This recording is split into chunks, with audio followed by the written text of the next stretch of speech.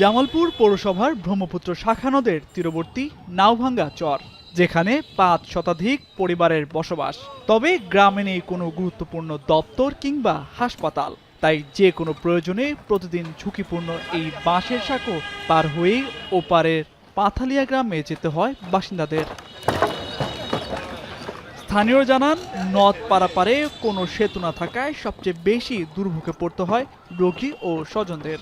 কারণ ব্রহ্মপুত্র নদের পারে পাথালিয়া গ্রামে রয়েছে ২৫০ শয্যা বিশিষ্ট হাসপাতাল, আর এটি কেন্দ্র করেই আশেপাশে গড়ে উঠেছে ওষুধের দোকান।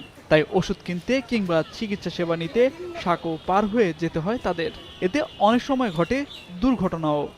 ভাঙ্গা সাঁকো আছে, ওইটা পার হয়ে সাঁকুর অপোজিট সাইডে ওষুধের ফার্মেসি, সেখান থেকে ওষুধপত্র নিতে হয়। আমাদের বয়স্ক মানুষের জন্য চলাফেরা করা খুবই মুশকিল। স্কুলে যাওয়ার সময় অসুবিধা হয়। সাঁকুর থাকে একটা ব্রিজ হইলে সুবিধা হইতো, বাচ্চা কাচ্চা নিয়ে তো আসন লাগে, ওষুধপাতি নেন লাগে। এই সাঁকো পার হতে গেলে দেখা যায় যে অনেক সময় আমরা হুচট খায় পড়ে যাই। ভাঙ্গা সাঁকো সাঁকো দিয়ে।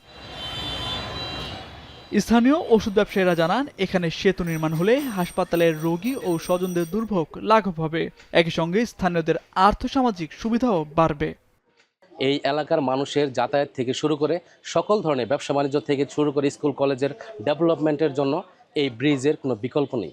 এই ব্রিজ স্থাপন করে এই ২৬ লক্ষ মানুষের সেবা এবং সুবিধা বঞ্চিত মানুষদের সেবা নেওয়ার সুযোগ করে দিবেন। পৌর কর্তৃপক্ষ বলছে, নদের ওপর ব্রিজ নির্মাণে এলজিইডির কাছে অনুরোধপত্র পাঠানো হয়েছে, আর প্রকল্পের মাধ্যমে দ্রুত সেতু নির্মাণের আশ্বাস এলজিইডির কর্মকর্তাদের।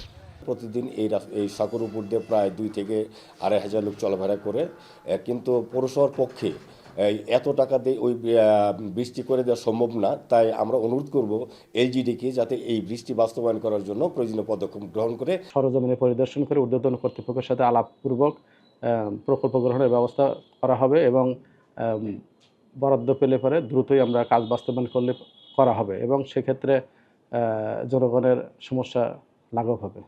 ভোগান্তি লাঘবে শিগগিরই নদের ওপর সেতু নির্মাণের দাবি জানান স্থানীয়রা। এখন জামালপুর।